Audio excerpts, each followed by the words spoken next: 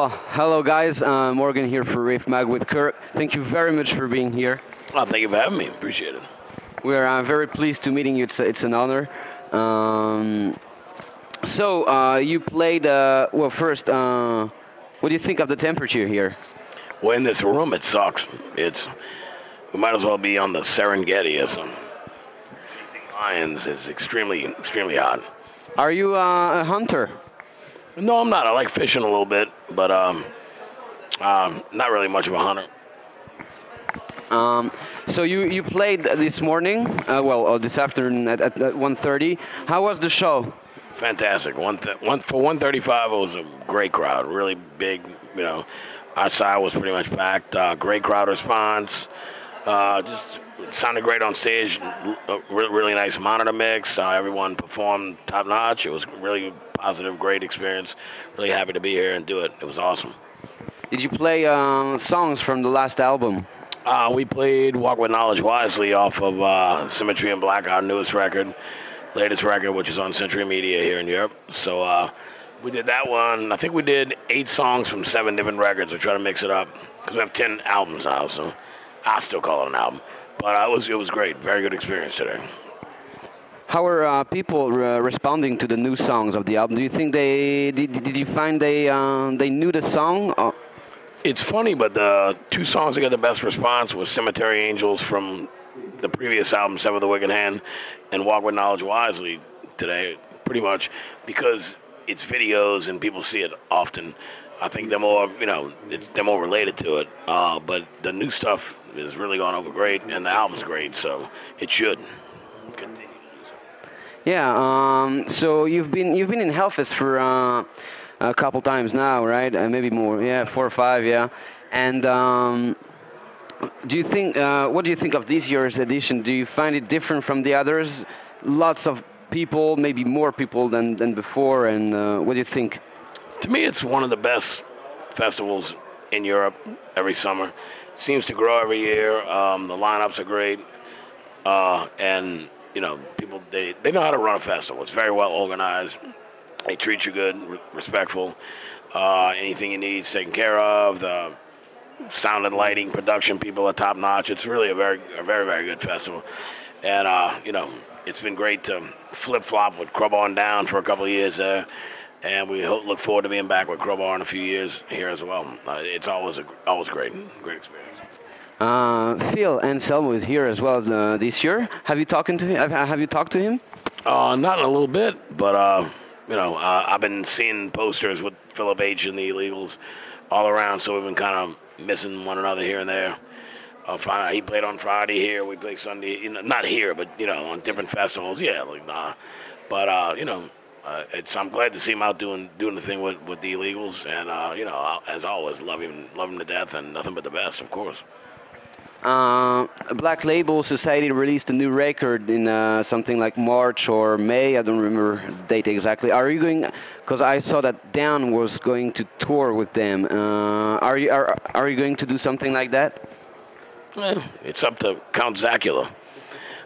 We would love to on the same label in the States. E1, and it would make sense. But we would love to. I mean, they're a great band and a big band, so it would be wonderful to support them if the opportunity came up. We would love to do it, of course. And what's the program for Crowbar in the next few months? We go home tomorrow, thank God. We start up in Philly. Well, we play a one-off show. We fly to Philly on the 24th and play the This Is Hardcore Fest in Philadelphia on the 24th, and we fly to Europe on the 25th. We start up in Frankfurt, Germany on the 26th, and we've got some festivals in there. We do Resurrection Fest in Spain, Bloodstock in the UK, Lieberfest in Belgium, and I think 1 or 2 others, and a lot of club shows as well. So that'll be our 3rd European trip, and we've already done the UK back in March. So that'll be UK, Europe, and then we start up in the States September 11th in, I think, Birmingham, Alabama, something like that. And we finish up October 11th in, I think, Houston or Austin, Texas. So it'll be a full 1 month full, from coast to coast, including a few Canadian shows. So we're just looking forward, to getting out there with Crowbar. We've spaced it out and planned it out perfectly where we got enough time off, but we're busy as fuck also to promote the new record, and it's working wonderful so far. So your tour begins with a European tour, and then you do the United States. Why not touring the US first and then in Europe? Well, we already had this European thing booked for quite some time, and the US is better. The summer is kind of, same thing over here. Summer's overkill. At least y'all have the festivals over here, but everyone in the States, there's a couple of package tours that go out, a lot of package tours, so there's a lot of competition. And, I think the fall and winter in the United States is better, unless you're on one of these package tours. So we're doing a package. We're headlining, I'm not sure the whole lineup, but we'll have probably 3 bands under us. And we look very forward to starting that and getting that rolling. Okay, so we were speaking about Black Label Society and Phil Anselmo, and do you think those rumors about Pantera being played by all over again with Zakk Wylde on guitar, and would you think that will come to exist one day? I honestly don't believe so. I think, like Phil, I know he was doing a song or two with Black Label, a Pantera song or two. To me, I can't ever see it being, okay, this is billed as Pantera. If it's, Philip Anselmo, Rex Brown, Vinnie Paul, and special guest Zakk Wylde, doing the music of Pantera, or what would be the word? Celebrating the legacy of Pantera, or something like that. I could see that happening, but to say this is Pantera, no. And it would, to me, it would be a good idea even to have like I'm sure financially it wouldn't be the best thing, but to have like a thing where Phil does those Metal Masters things with Kerry King and whatnot. It'd be great to have like Zakk play a few, if they could mend things, have him and not him and Rex, but with Vinny.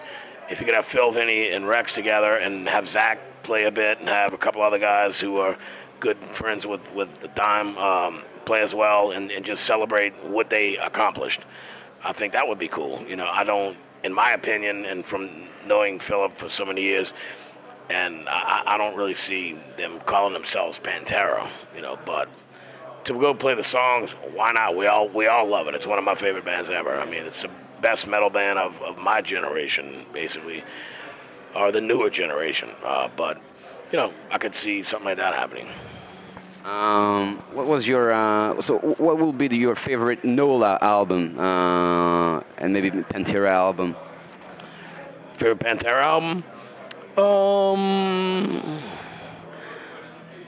Vulgar Display of Power.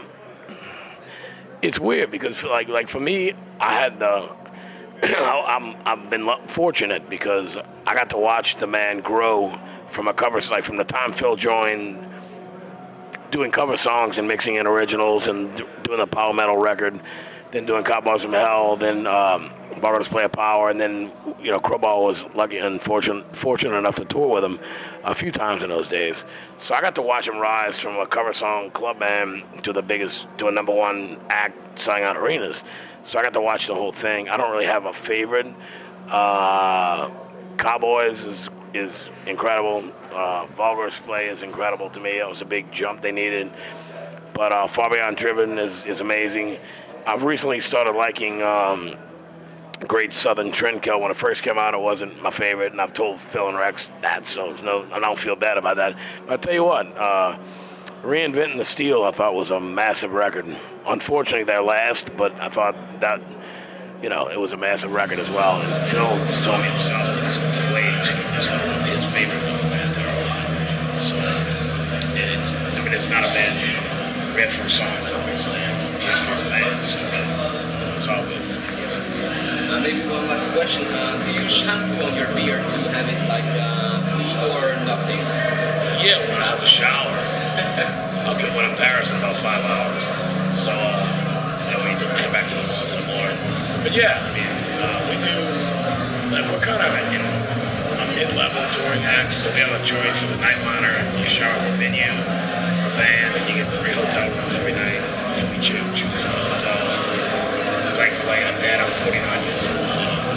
So I mean, I take a shower every fucking morning. Yes, I do shampoo the bed.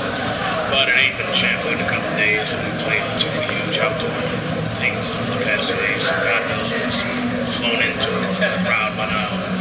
So, would you really have a beer contest with Zach Wild? no, I think it's different. It's a matter of taste. Zach's got to go on the good side. I'm not, I just grow it probably because I can't grow it here. At least Zach's got long hair too. But for me, I enjoy it. At first it was kind of weird, and I'm kind of like, you know what? I think I look stupid without it now. I mean, I probably look stupid with it. But I'm fine. I'm always, I just do what I do. But no, I'm not into, there's a lot of longer, bigger, better ones out there. It's not about that. It's about that. It's a matter of, I like my beard. And it's Okay, thank you very much. appreciate it, bro. Thank you. Thank you.